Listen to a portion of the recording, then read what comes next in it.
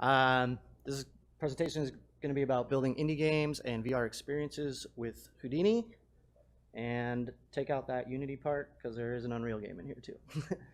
Quick background about me. I'm Ben Mears. I've been playing games my whole life. I studied graphic design and film production in college, got interested in 3D, and then started learning Maya and Softimage, mainly focusing on character animation. Also do a bunch of other stuff, video production, game development, level design, game journalism. I've been working in the games industry for 10 years, and I've been at Side Effects as games community manager for over 2.5 years. If you want to contact me, there's my email and my Twitter handle.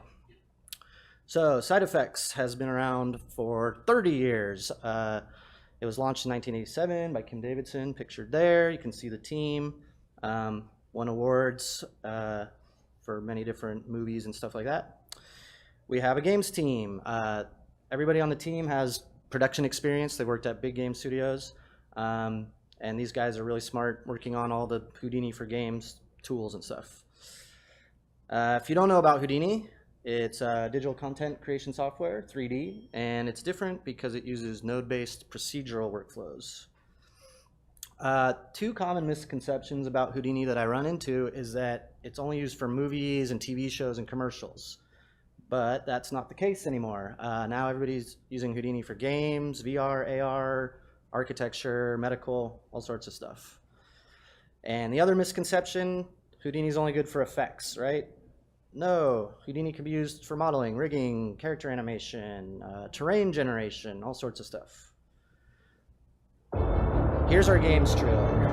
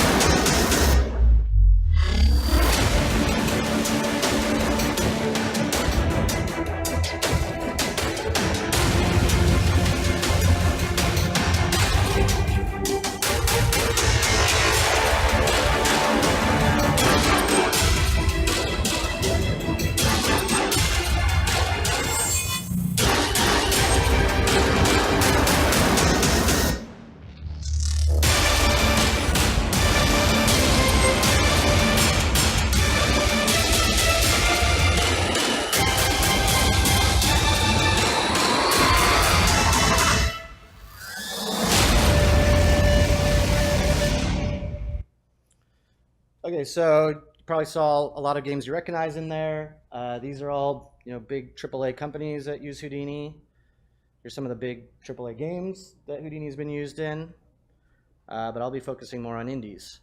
Procedural overview, if you don't know what procedural is, what does it actually mean? It's basically method of creating data algorithmically as opposed to manually.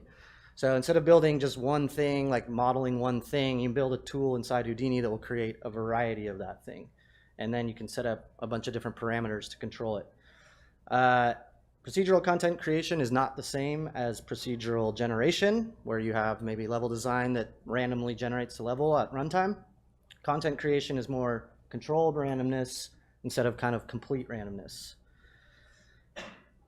So benefits. Lets you create vast amounts of content with smaller teams and budgets. One artist could do the work of maybe 3 or 4 artists that are using different tools. It also makes it easier to innovate, collaborate, iterate, prototype, and scale.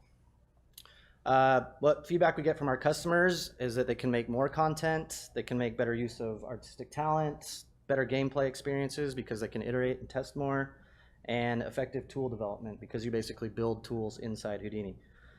Tech artists can drive the tools development, so they kind of have a say in how tools are developed for the artists. Skills transference, you can see people picking up different skills inside Houdini. The tools are the style guide, so kind of the tools that you develop define what your game looks like, and it helps with quality assurance as well. So everything in Houdini that you do, you get a node, you start building a node network, connecting nodes to each other. You kind of start building this recipe, and then that recipe can be used over and over for different things. So this is like a pipe asset being created in Houdini. All you really have to do is drag out the curve, and it fills in where the pipe will go. You can see the node network there on the side. And here's that same asset inside Unreal Engine.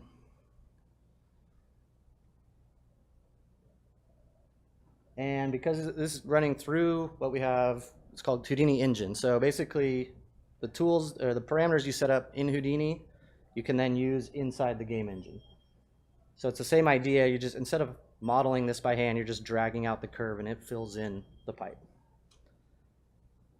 And that was Unreal, so that was Unity. Same thing works in Unity. So here's indie games. The first one's called Marshmallow Melee. It's a VR game. It's a small team, just 3 people and only 1 artist, and he was also doing all the level design. They use some other tools like Maya, Substance Painter, Substance Designer, and then they're putting the game into Unity. They are actually exporting FBX, so they're not using Houdini Engine, but it's still pretty robust for them. And this game is out on Steam, early access.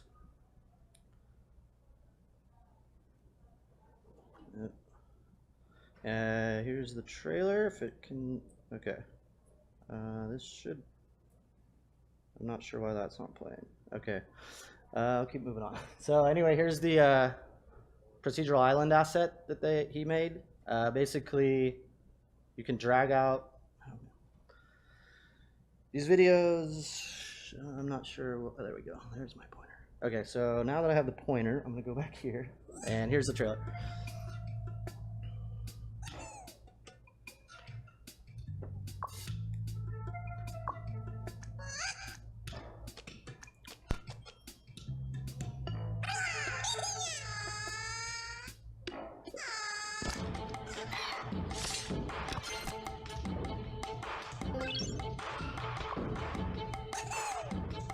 So it's really using Houdini mainly for the level design.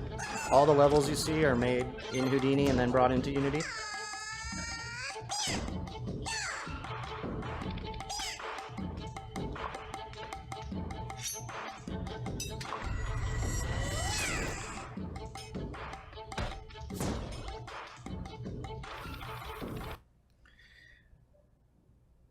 Okay, so this is a procedural island asset. So basically this is how he creates his levels really quickly in Houdini. He basically has the node network set up, and to create a new island, he just has to draw out a curve. So here he's drawing the curve out.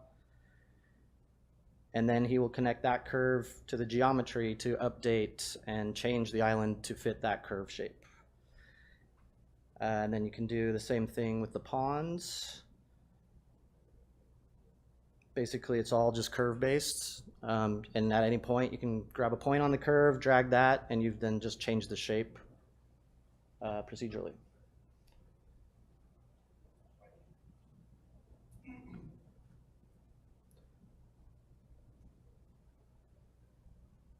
There's a different asset he has. It's a store model, and what's interesting here is he's actually using Houdini's cloth simulation tools to create the roof of the store. So he's not really hand modeling that kind of cloth. He's doing a cloth simulation and then baking that out as the actual model. And there's the store in-game. He is also using Houdini to generate his collision meshes. So he can actually, at the same time he outputs the model for the game, he generates the collision mesh. Collision mesh is the red one, and you can see it's much more low poly and optimized than the actual in-game model.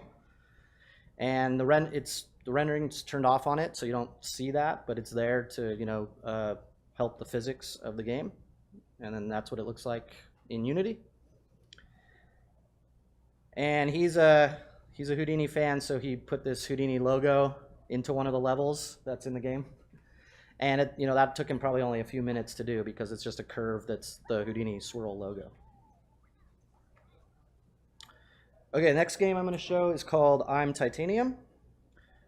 Another just small 3-person team, one artist, one full-time artist, and one part-time artist. They're located in Ukraine. They're using Houdini with Substance and Unreal Engine, and they are also just exporting FBX out of Houdini. And this game is out on Steam now. And here's the trailer.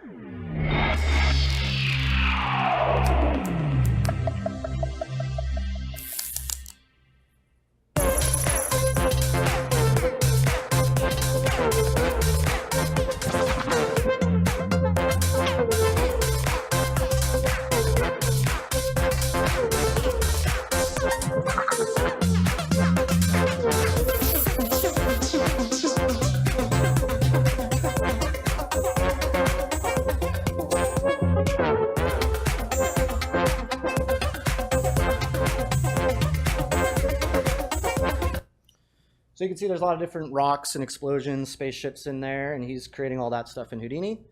Here's how he does spaceships and space stations, procedurally modeling them. So he has a node network, which basically can control the model. At any point in the node network, he can go make changes, and those changes will ripple down through everything. Then he can use the same node network to create varieties of a spaceship that are similar, but different from each other. And he's not moving verts around or pulling polygons. So it speeds up his workflow quite a bit. And then he can actually take that, once he has a finished thing, add animation to it inside Houdini, and create a variety of space stations and ships. And then put those into Unreal Engine. These were all created using the same node system, but making variety of different types of spaceships. And then in game, there they are. He also uses it to do set pieces like this thing that you can fly through. So basically just able to create a lot more content faster by himself. He's also doing explosions, which Houdini is really good at and well known for. So he creates the explosion effect inside Houdini and then renders it out as a 2D sprite sheet that he brings into Unreal. You can kind of layer the explosions, so you can, using the node system, you can have kind of a variety of different explosions that are similar but different.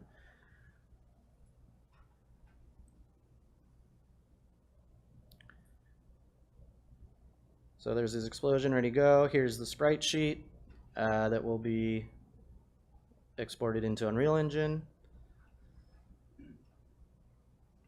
And there it is in Unreal. And then, of course, test out the animation first, see how it looks. He also has it set up so it shoots rocks off from the explosion center point. And then here's some explosions in game.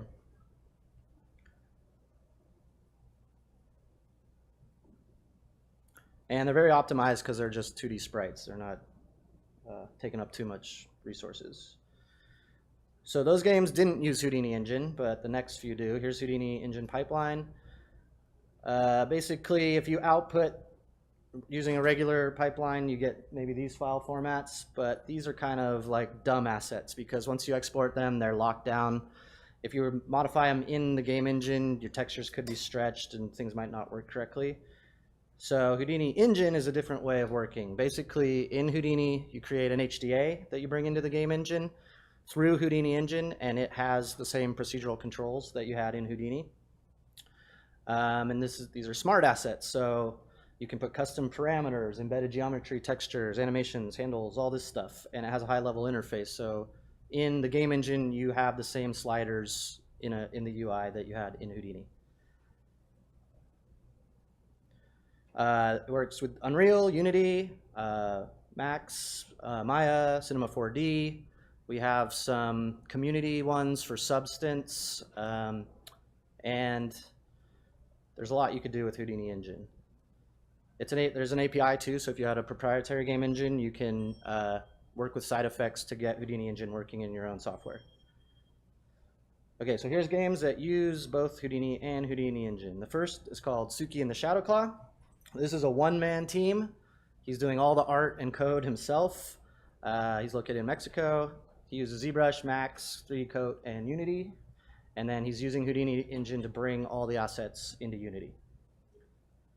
Here's a little gameplay video to give you an idea of the game.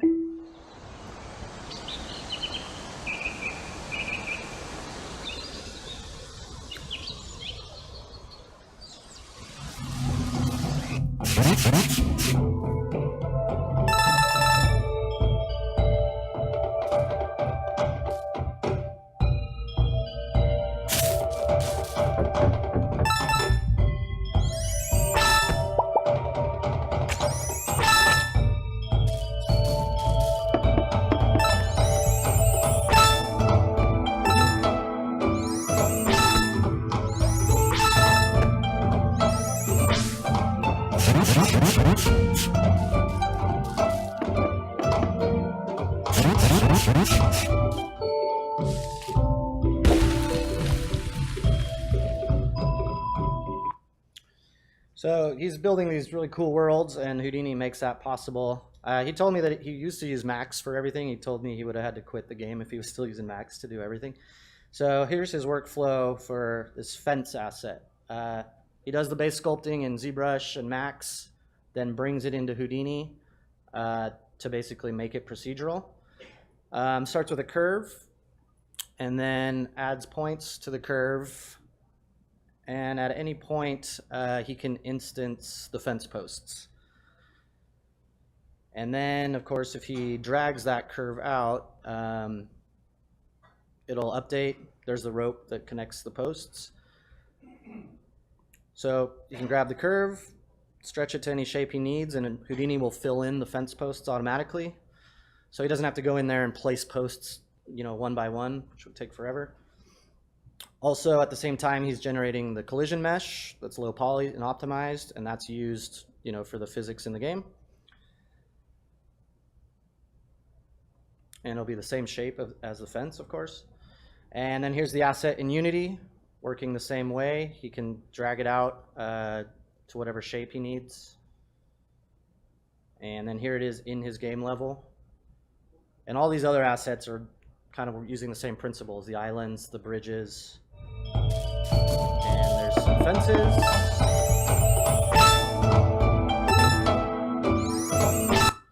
He has a lot of fences in the game, so that speeds it up a lot. He's also using Houdini Engine to help him playtest the game and iterate, because he can quickly make changes. So here's his level in Unity. He's able to just modify stuff really quickly. If he wants to, have this bridge be a little bit further over, just drag it. The thing here is that as it stretches, the textures are also stretching, so it's not getting messed up. And then playtesting wise, here's a jump that the character can't make right now. It's too far. So all he has to really do is go back into, hit stop on the scene, go back into Unity, update the asset, which he does right here. So back into the level. And then just quickly increase that angle.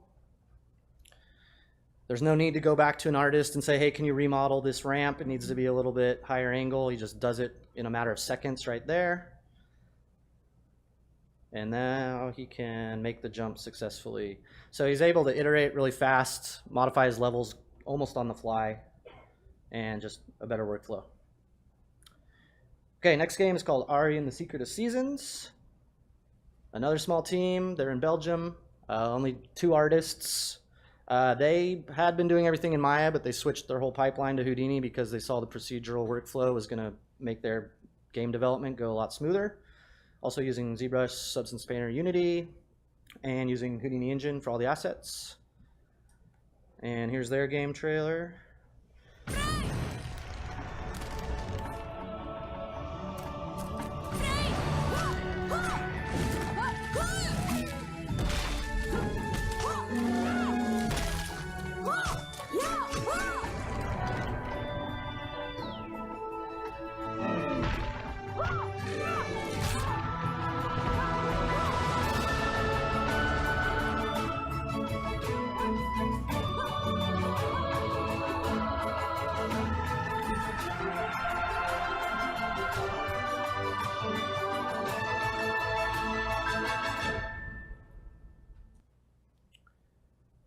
So they are using Houdini to do lots of different assets. This is a procedural staircase. So they start with bricks that were modeled in ZBrush and then bring them into Houdini and optimize them by doing a retopo and polygon reduction on them. They're also able to randomize the stairs. So, one row of stairs here, they can randomize the bricks so that every row of stairs will be different. And of course, that's done automatically. There's no need to manually place stairs one by one. You can see their node network there, kind of complex, but gives them a lot of control over the stairs. So then they can copy it over and over, and it's randomized so that every row is different there.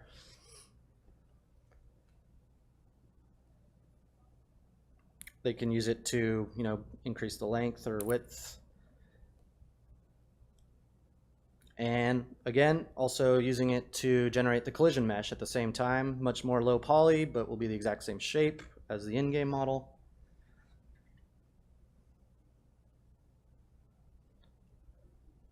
They'll use booleans to cut off the sides so that they have the option of having either clean edge stairs, or they can just turn that off and go back to having kind of the jagged edge stairs.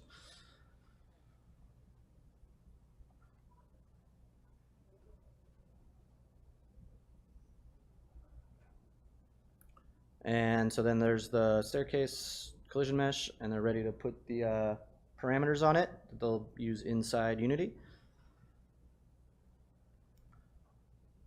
So you can see the sliders, those control the asset. They can have heights, lengths, how many rows there are. They have a control for bend, it will be shown in 1 sec. So they can bend the stairs to any shape they want, just using that slider. And then there's the side cut control again, if they want to have clean edges or jagged.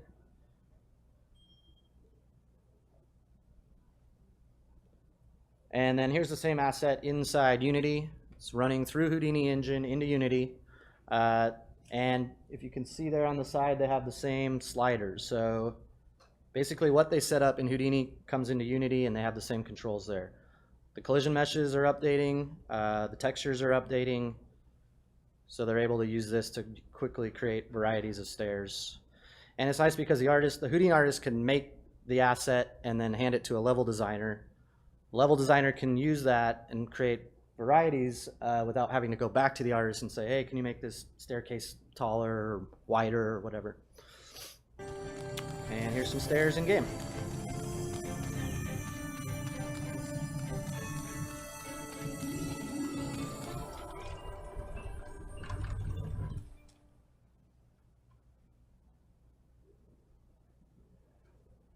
They have a similar tool for trees, and you probably will see some of the similarities. Same idea, sculpt the tree in ZBrush, bring it into Houdini. They have a twist parameter that they can use to make the tree as twisty as they want. You can bend it. There's the up vector to designate which way it's pointing.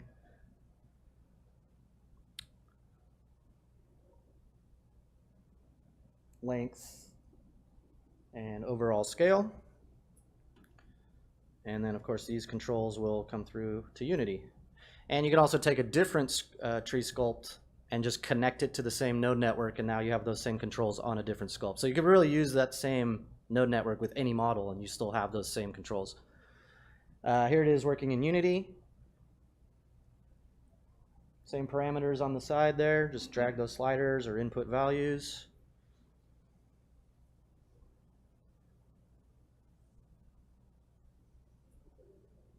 Make some twisty trees.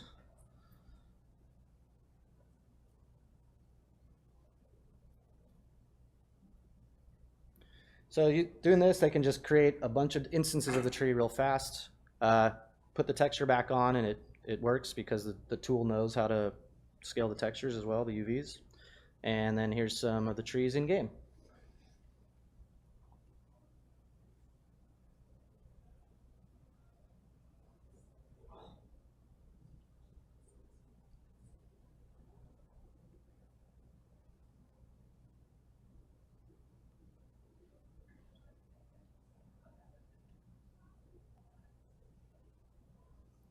They're also using Houdini for in their character pipeline. So they're using it basically to optimize the mesh. They have the high poly model from ZBrush, and then they stick that in Houdini and handle the retopo and UV unwrapping in there. Houdini has like improved optimization tools, so poly reduction and retopo tools are getting better and better. Here's the character in Substance, where they do the normals and the textures, and then they preview him in Unity, and he's ready for rigging and animation.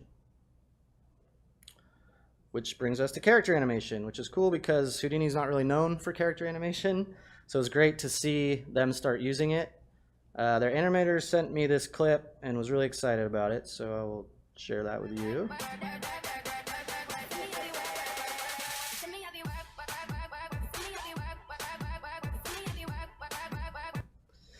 So here's their character animation rig for the main character. Kind of a standard rig setup, but done in Houdini instead of other tools that are usually used. Also, you can see that there's sliders to control the rig controls. So they're not really moving stuff around by hand or gizmos that much. It's more of sliders. And it's, you know, full rig.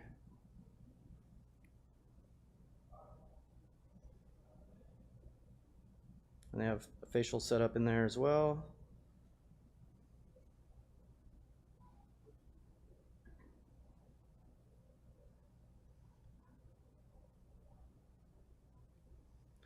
And then, so here's some of the animations that they've done in Houdini and then in game.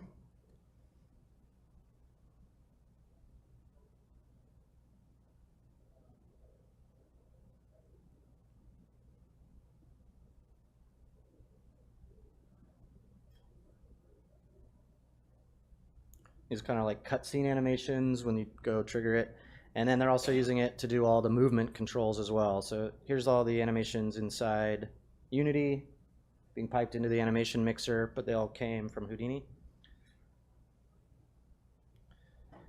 And that brings us to last game, Castle Defender VR.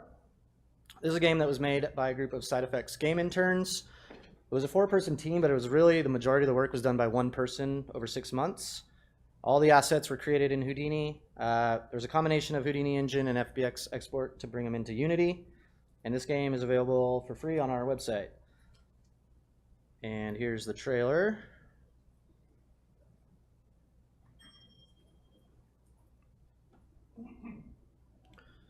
So like the landscape's procedural, so you could easily change the landscape, the background landscape, just with sliders. The castle's procedural, so you can change the castle, you know, the walls can get bigger with the parapets being instanced throughout.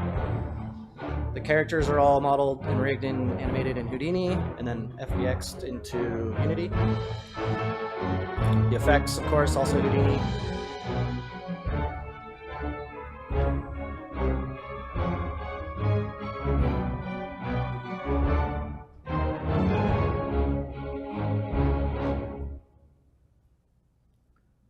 So I'm not going to go into too much detail on that. We have done several talks already, so if you want to learn more about that project, go check them out on our site. And that's it for the game. So if you're interested in getting started with Houdini and you're on an indie budget, we have Houdini Apprentice, which is free forever. It has limited rendering and exporting, and Houdini Engine doesn't work with it, but it's a great way to learn the tools and the UI. Then once you get comfortable with Houdini, you can get a free evaluation license, and that'll allow you to render, export, and use Houdini Engine. And then Houdini Indie is only $200 a year, and it's a 100K revenue cap. So if you're under that, you can use Houdini Indie, and it's full of featured software. Here's some places to find tutorials. The community is really great about making their own tutorials, so kind of YouTube and Vimeo can actually be a great spot to find Houdini tutorials. And we have, we're on social media. There are Houdini user groups in many cities, and those cities are growing. We have Discord channels as well. And that is it. Does anybody have any questions? Yes. I have a lot of more involved questions. So I'm from a relatively small team of 9. We're essentially using Houdini, and I have. So I do have very specific questions. So one of the big things that I saw that you didn't cover that we find immensely useful is to be able to use, so we use Unreal, but I assume it's exactly the same in Unity, is to use digital assets to reference other digital assets, or the digital asset to reference things like the world outliner or specific assets to, hypothetically, if you have a wall, you want to cut a window in it, you take your window and you just place it on top of the wall, job done. Are you asking if we do have that, or? No, I'm saying that's something you didn't cover. I have a lot There's a lot I didn't cover in this talk. I know, but I have a lot of very specific questions. I don't think this okay, I don't think be... this is a place for that. Exactly. Let's talk offline. Absolutely, sorry. Anybody else? All right, well, thanks a lot. There's 2 more Houdini talks coming up right after this, so if you're able to stay around, that'd be great. And thanks again.